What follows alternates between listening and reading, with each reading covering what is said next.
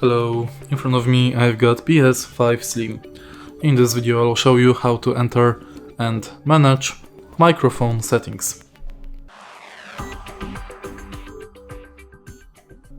In the beginning, from the homepage let's go to settings. Now enter sound. Go to microphone and now you can change input device.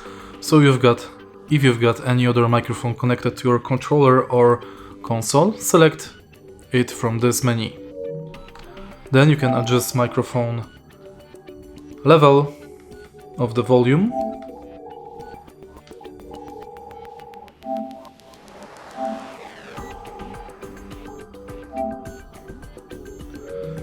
And then you can enable microphone status when logged in, between on and mute. In the end you can manage microphone status when starting voice, chat or broadcast between don't change and switch to mute.